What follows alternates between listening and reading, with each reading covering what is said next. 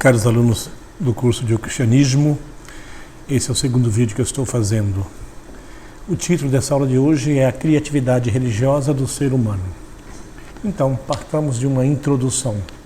Frente à pergunta sobre o significado último, o ser humano procurou imaginar, definir esse mistério, o divino, em relação a si, tratando-se, portanto, de conceber um modo de relação com o divino, com este mistério. Esse esforço do ser humano se dá em função do nexo com a realidade, ou seja, com o objetivo de dar um sentido a tudo o que se vive. Nexo com a realidade, um Deus longe, fora da nossa realidade, não teria sentido. É necessário um Deus presente, que dê significado aos problemas que vivemos, às lutas cotidianas que enfrentamos. Por exemplo, agora, com a questão do coronavírus, essa epidemia, todos estão muito mais sensíveis, reconhecendo, por um lado, a fragilidade, a vulnerabilidade, por outro lado, com uma exigência muito grande de reconhecer que tudo tem um sentido, que, apesar desse momento difícil, nós não estamos sozinhos. Alguém está conosco. Isso pode ser aquele que nos cria. Depois, desenvolvendo esse tema, algumas características da construção religiosa.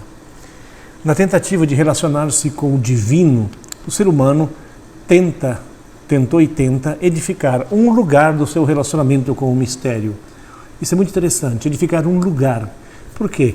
A necessidade humana de um sentido, de um significado, de um Deus, não é uma coisa abstrata.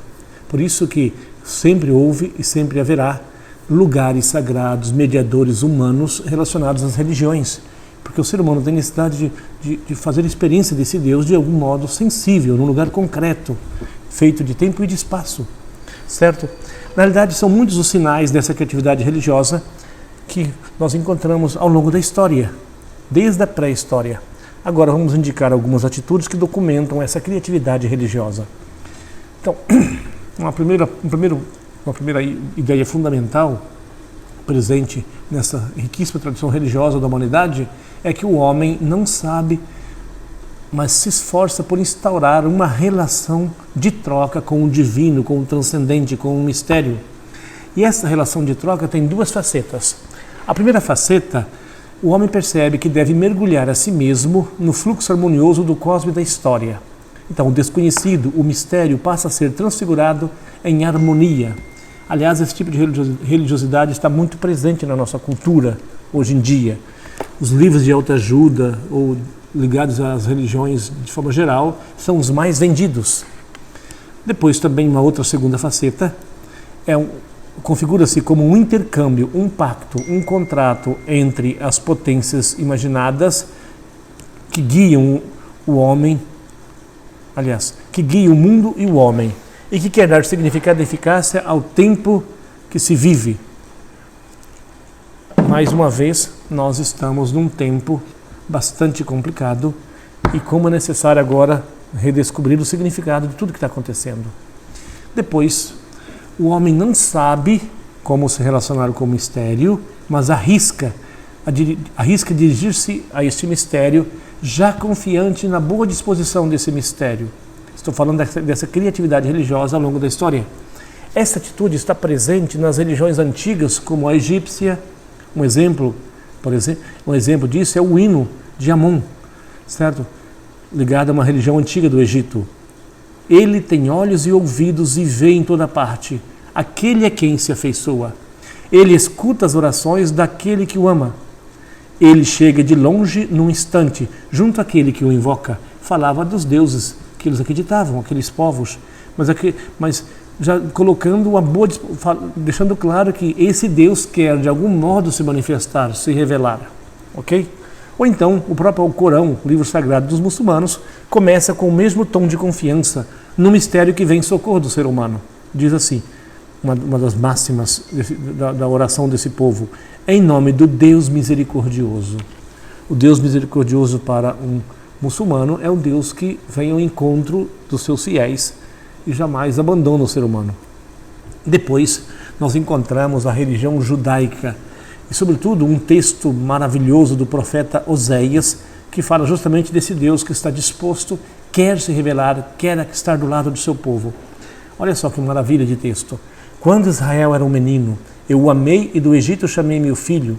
Fui eu quem ensinou Efraim a caminhar, mas não reconheceram que eu cuidava deles. Eu me inclinei para ele e o alimentava. Oséias, capítulo 11, de 1 a 4. Muito bem, depois de ter elencado essa criatividade religiosa, agora quero falar sobre um leque de hipótese que nós podemos escolher. Um leque de hipótese significa pessoas que querem de algum modo seguir uma religião, querem de algum modo entrar em relacionamento com o divino. Então, esse leque de hipótese eu vou colocar aqui em 4 passagens. Então vamos lá. Item A. Somente conhecendo todas as religiões é que o indivíduo poderia escolher aquela que na sua consciência lhe parece mais oportuna ou mais verdadeira. Isso é uma utopia, algo não razoável, mas está presente essa postura em muitos lugares do mundo todo, durante muitos anos, desde o início da religião, da história, melhor dizendo, certo? Conhecer todas as religiões, depois escolher aquela que para aquela pessoa seja melhor. É irrealizável uma coisa assim, é uma utopia. Por quê? Você, para conhecer todas as religiões, você teria que viver muitas vidas. Uma religião é muito rica. Vou dar um exemplo, a religião judaica, que tem já 2000 e tantos anos. É uma religião que começou com meia dúzia de pessoas, começou com Abraão, e tem uma riqueza imensa. Ou se você pensa no cristianismo, começou com 12 homens, hoje tem bilhões de pessoas.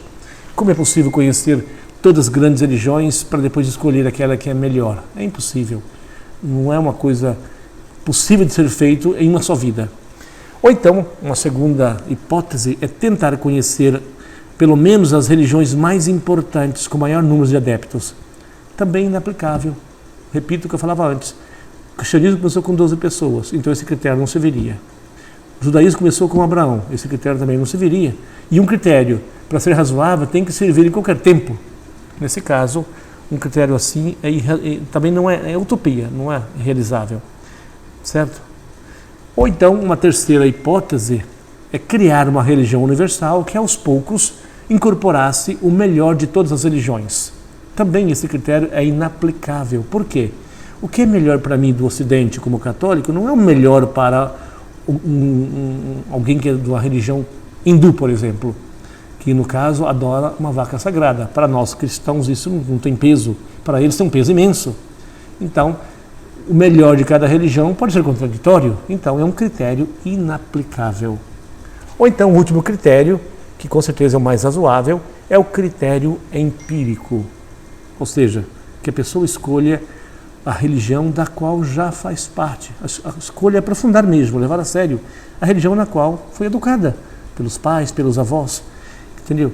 Por quê? Porque aqui você, naturalmente, por ter sido educado nessa tradição, os valores e os fundamentos já estão de alguma forma presentes na sua vida concreta. Levar a sério essa hipótese, verificar a razoabilidade dessa hipótese e se vale a pena não seguir aquela religião, é um critério razoável.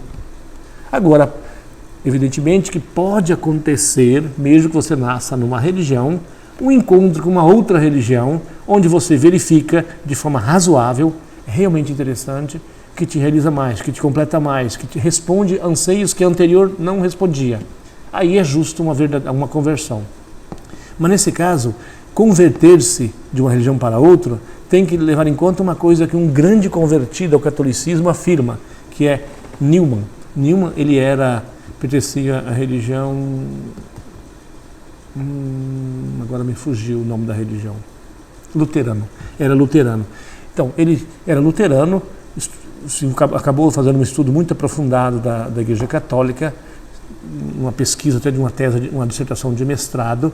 Ele já estava em crise na sua religião, porque ele via surgir várias outras religiões de sua religião e faltava um ponto de unidade, de comunhão.